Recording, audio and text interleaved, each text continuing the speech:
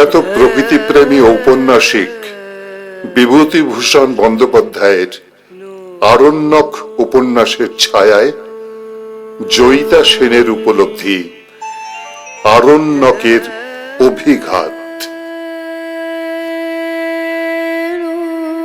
বসন্তের নিরালা একটা দুপুরে হালকা হাওয়া চলছিল। মনের মধ্যে কি করি একটা ভাব। বইগুলোর সামনে গিয়ে দাঁড়ালাম। সোজাসুজি চোখ পড়ল আরণ্যকে। অবচেতনে বোধহয় খুঁজছিলাম, তুলে নিলাম হাতে। জানলার কাছে এসে দু চারটে নারকেল গাছ দূরে আর একটা শিশু গাছ, তাতে কচি পাতা হয়েছে। মনে পড়ে গেল মহালিখারূপের পাহাড়ের পাদদেশে বিশাল বনপ্রান্তরের কথা। ওখানেও তো বসন্ত নেমেছে। লপটলিয়া বৈহারেও তো এখন হলুদ রঙের গুলগুলি ফুলের মেলা। দুপুরের তামারঙা রোদে দিগন্ত বালির ঝড়ে ঝাপটা। দূরে ধুধু ঝাউবন আর কাশবনের চর। এমন বসন্ত দিনে সরস্বতী কুণ্ডে যুগল প্রসাদ না জানি কত নাম না জানা ফুল ফুটিয়ে বসে আছে। এসব ভাবতে ভাবতেই আরণ্যক খুললাম। কবিগুরু বলে গেছেন, কোথাও আমার হারিয়ে যাওয়ার নেই মানা। আমিও হারিয়ে গেলাম লপটুলিয়া বৈহারে। আমি বনবিহারিণী। ফুটন্ত রক্ত পলাশের ঘন অরণ্য চোখের সামনে ভাসে। পলাশের অভাব আর চোখেই পড়ে না। কত রকম মানুষের সঙ্গে যে এখন দেখা হয় কুন্তা, যুগল প্রসাদ, ধাওতাল সাহুর সাথে। দেখা হয় 13-14 বছরের মেয়েলি নাটুয়া বালক ধাতুরিয়ার সাথে, যে কিনা পেটের জ্বালা মেটাতে নিচে বেড়ায় আর চীনা ঘাসের দানা আর আখের গুড় খেতে পেয়ে কি খুশির হাসি না হাসে। কান পাতলে শুনতে পাই রাজু পাড়ে গাইছে, দয়া হয়ে জি। 101টা না পাওয়ার মাঝেও কি তৃপ্ত এই রাজুরা। জগতে কারো প্রতি, এমনকি ঈশ্বরের প্রতিও কোনো অভিযোগ নেই। সামনে দোল। ভাগ্য সদায় একটু বৃষ্টি হলো। ধুলোমাখা ধূসর গাছপালা বৃষ্টি স্নাত হওয়ার সাথে সাথে দুদিনের মধ্যেই ভোল পাল্টে ফেললো। চিরল চিরল পাতা বের করে হাসছে। চুপিসারে কবে যে এই প্রস্তুতি চলে বসন্ত সাজার জানি না। এক মস্ত ভোজবাজি। সুতরাং বসন্ত বনে যেতেই হবে, এ তো কর্তব্যের মধ্যেই পড়ে। চললাম শিলিগুড়ির উপকণ্ঠে ফাপড়িতে, মানে সেই ঐতিহাসিক বৈকুণ্ঠপুর বনভূমিতে। গোবিন্দ প্রতি বছর ভারী আন্তরিকতার সাথে এক অনুষ্ঠানের আয়োজন করে সেখানে। বনমাঝের চাতালে বসন্তোৎসব। শাল, শিমুল, সেগুন কচি সবুজ আলো জেলে দিয়েছে। অপূর্ব। আমার সত্তা দ্বিখণ্ডিত। অর্ধেক আমি তখন আজমাবাদ কাছারির প্রাঙ্গণে ধাতুরিয়ার নাচ দেখছি, আর ফিরে এসে মঞ্জেনিসের প্যাকেট খুলে খানিকটা প্যাটিস খাচ্ছি। একটু আড়াল থেকে ভাই বোন সহ এক বালক আর তার মাকে দেখতে পেলাম। কুড়ানি বোধহয়, কিন্তু আমি দেখলাম কুন্তাকে।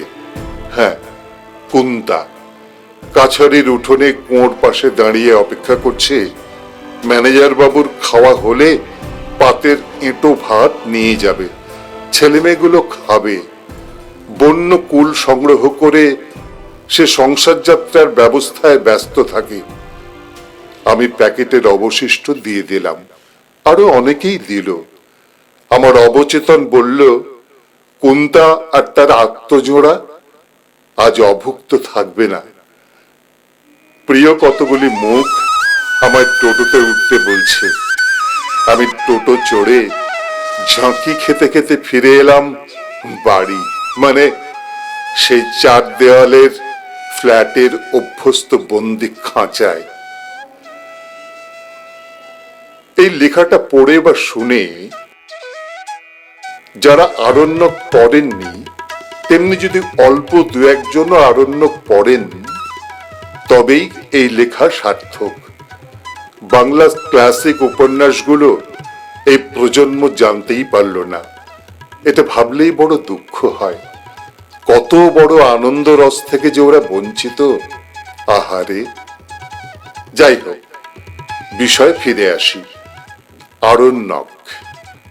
হ্যাঁ, আরণ্যক এমন ভাবে আচ্ছন্ন করলো যে জঙ্গলের অমোঘ টান উপেক্ষা করতে পারলাম না। দুদিনের জন্য চলে গেলাম মানস ন্যাশনাল পার্ক, বটপেটা, আসাম। যে রিসোর্টে ছিলাম সেটা 84 রকম প্রজাতির বাঁশ দিয়ে তৈরি, অলিন্দ ঘিরে নানা লতাপাতার বাহার।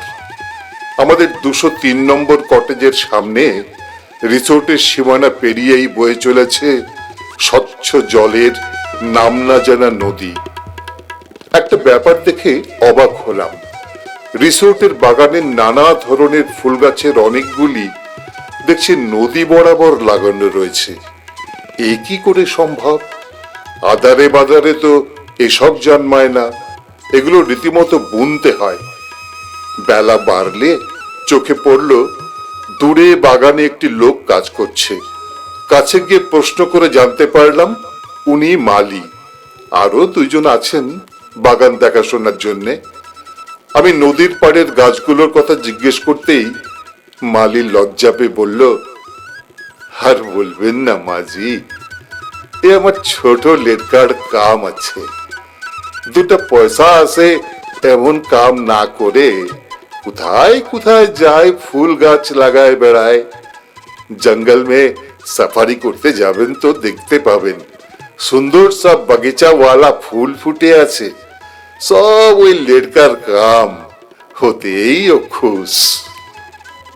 সহসা আমার সামনে ভেসে উঠল যুগল প্রসাদ, আরণ্যকের লেখকের চোখে দেখা বিচিত্র বিরল চরিত্রের মানুষগুলির মধ্যে একজন। মনে অকারণ আনন্দের বাণ ডাকলো। মনে হলো মালির ছেলেই তো বর্তমানের যুগল প্রসাদ। যুগল প্রসাদরা হারিয়ে যায়নি, তাহলে হারিয়ে যায় না। ওরা আছে, ওরা থাকবে। আমরা কখনো কখনো হঠাৎ করে খুঁজে পাবো ওদের। বিভূতিবাবু আমাদের খুঁজতে শিখিয়ে গেছেন, এই যেমন পেলাম। আরণ্যকের যুগল প্রসাদের সাথে লেখকের দেখা হয়েছিল এক ভরা বসন্তের হাহাকার করা দুপুরে। লবটলিয়ায় একটা কোকিলের ডাক নেই, বসন্তের একটি ফুল নেই। বনের রূপ রুক্ষ কর্কশ ভৈরবী মূর্তি যেন। গম্ভীর উদাত্ত এই রূপ মনকে অন্য স্তরে নিয়ে যায়। এমন মন নিয়ে চলতে চলতে ঘোড়ায় করে লেখক আবিষ্কার করলেন এক ছায়া সুনিবিড় জলাশয়, সরস্বতী কুণ্ডী। বিচিত্র লতাপাতা, বনপুষ্পের ভিড়, গাছের ছায়ায় পাখির কুজন লেখকের মনকে কোমল বিলাসিতায় আর্দ্র করে তুলল। উনি হঠাৎ দেখলেন একটি লোক মাটি খুঁড়ে কন্দ ধরনের কিছু পুঁতছে। হ্যাঁ, সেই যুগল প্রসাদ। প্রথমে থতমত খেয়ে সে বলে, দূর দূরান্তে নানা জায়গায় ঘুরে বিচিত্র বিলিতি লতার বীজ, নানা ফুল গাছের চারা, কন্দ সে সংগ্রহ করে এই বনে কুণ্ডের ধারে সে লাগায়। একমাত্র উদ্দেশ্য বনের সৌন্দর্য বৃদ্ধি করা, কোনো ব্যক্তিগত স্বার্থ নেই। এমন খামখেয়ালি মানুষও হয়। আর এমন সব মানুষের কথা অমন ভাবে লেখাও যায়। ধন্য যুগল প্রসাদ, ধন্য লেখক। পড়তে পড়তেই মন ভিজে যায় শ্রদ্ধায়। প্রজা বসানোর কাজ নিয়ে লেখক এসেছিলেন লবটুলিয়া বৈহারের অরণ্য প্রকৃতিকে ধ্বংস করতে। সুন্দরী বন্য নারী প্রকৃতির প্রেমে আকণ্ঠ ডুবে ভেসে লেখক বারবার বিস্মৃত হয়েছেন, বা বলা ভালো, ইচ্ছে করেই ভুলে থাকতে চেয়েছেন তার কাজ। তার কর্মনিষ্ঠ সত্তার সাথে বারে বারে বিরোধ ঘটেছে তার প্রেমের, তার আবেগের।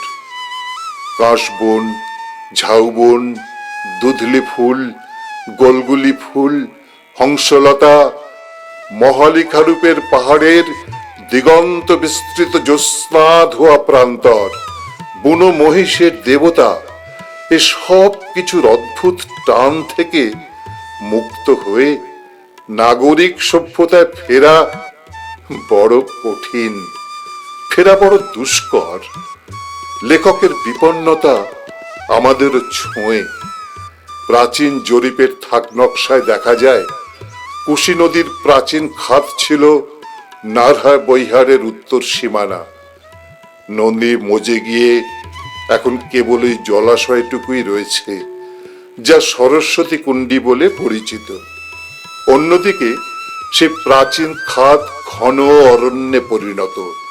প্রকৃতি তার সমস্ত সম্পদটুকু দিয়ে তিল তিল করে সাজিয়েছেন এই বন্য প্রান্তর। কিন্তু ধ্বংসলীলার জয়ডঙ্কা মনের মধ্যে অবিরত বেজে চলেছে। লেখক বিধি ব্যবস্থা কেমন হলো দেখতে গিয়ে সেখানে দেখলেন মাত্র 2 বছরের প্রজাবিলির ভয়ঙ্কর ফল। কুশ্রী টোলা ও নোংরা বস্তিতে ইতিমধ্যে ছেয়ে গেছে। প্রকৃতির 100 বছরের সাধনার ফল ইতিমধ্যেই অনেকখানি বিনষ্ট। আত্মগ্লানিতে ভরেছে লেখকের মন। এই ধ্বংসযজ্ঞের পুরোহিত তিনি। বিপন্নতা গ্রাস করে তাকে। অন্তরে ধ্বনিত হয় ক্ষমা ভিক্ষা। হে অরণ্য, হে সুপ্রাচীন, আমাকে ক্ষমা করো। নাটুয়া বালক ধাতুরিয়া কোন ছোট বয়স থেকে পেটের টানে নেচে বেড়ায়। কোনো কুলে তার কেউ নেই। নাচের আনন্দেই তার বেঁচে থাকা। লেখকের চোখের সামনে সেই বালক ধীরে ধীরে কিশোর হয়। বিভিন্ন পরবে 2-3 মাস পর পর এসে কাছারির প্রাঙ্গণে সে নাচ দেখিয়ে যায়। মেয়েলি গড়ন, মেয়েলি হাবভাবের এই বালকের মধ্যে লেখক খোঁজ পেয়েছিলেন নির্লোভ, সদা চঞ্চল, সদানন্দ খাঁটি শিল্পী মনের। বলা নেই কওয়া নেই, সেই বালক একদিন রেলে কাটা পড়ে। লেখক দ্বন্দ্বে ভুগেছেন, এ কি আত্মহত্যা নাকি নিছক দুর্ঘটনা? যার কিছুই নেই তার কি হারাবার ভয় আত্মহনন? আমাদের এই কালের জটিল মন হয়তো অন্যভাবে বিশ্লেষণ করবে। হয়তো ধাতরিয়ার পুরুষ শরীরে নাডি মন ছিল। হয়তো বয়স সন্ধিকালে সে বুঝে উঠতে পারেনি তার সত্তাকে। নিরন্তর অন্তর্দ্বন্দ্বে হয়তো আত্মহত্যাকে বাঁচার পথ হিসেবে বেছে নিয়েছে।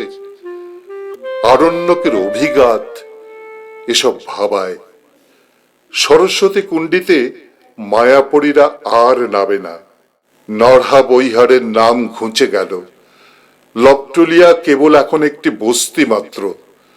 চাকরির খাতিরে সব জমিতেই প্রজাবিলি করা হয়ে গেছে। কিন্তু লেখক কিছুতেই যুগল প্রসাদের সেই অপূর্ব বনকুঞ্জে সরস্বতী কুণ্ডীর ধারের উর্বর জমি প্রাণে ধরে বন্দোবস্ত করতে পারছেন না। কলকাতা সদর অফিস থেকে প্রতিনিয়ত চাপ আসছে। এদিকে যুগল প্রসাদ নিত্য নতুন ফুল ফুটিয়েই চলেছে। জলে পদ্ম ফুটেছে, জলের ধারে স্পাইডার লিলি, ওয়াটারক্রাফট। রাজু পাড়ে মোটুকলাল, চোখের সামনে সবাই কেমন সংসারী হয়ে উঠল জমি, জিরেদ, ঘরবাড়ি, মোষ নিয়ে। হলো না কেবল যুগল প্রসাদ, হলে ম্যানেজার বাবুর কিছু সুবিধেই হতো তাকে ভোলাতে। সরস্বতী কুণ্ডী, তার আশপাশের জমি আর ধরে রাখা যাবে না। সান্ত্বনা পুরস্কার হিসেবে যুগল প্রসাদকে নিয়ে মহালিখারূপের পাহাড়ের উপরে যান লেখক জমি দেখিয়ে সেখানে ফুল ফোটাতে বলেন মনের ইচ্ছে মতো। ফেরার ডাক এসেছে, কাজ শেষ হলে যেতে তো হবেই, সকলকেই যেতে হয়। কুন্তার চোখের জলে যাওয়ার রাস্তা পিচ্ছিল। ম্যানেজার বাবুর যাবার বেলায় মুখে মুখে এক কথা, এমন কাজের মানুষ মেলা ভার।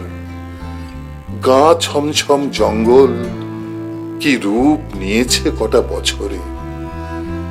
ম্যানেজার বাবুর মাথায় একটাই প্রশ্ন ঘুরপাক খায়, মানুষ কি চায়, উন্নতি না আনন্দ? উন্নত করিয়া কি হইবে যদি তাহাতে আনন্দই না থাকে? আমি এমন কত লোকের কথা জানি যাহারা জীবনে উন্নতি করিয়াছেন বটে, কিন্তু আনন্দকে হারাইয়াছেন। অতিরিক্ত ভোগে মনোবৃত্তির ধার খইয়া খইয়া ভোঁতা, এখন আর কিছুতেই তেমন আনন্দ পায় না।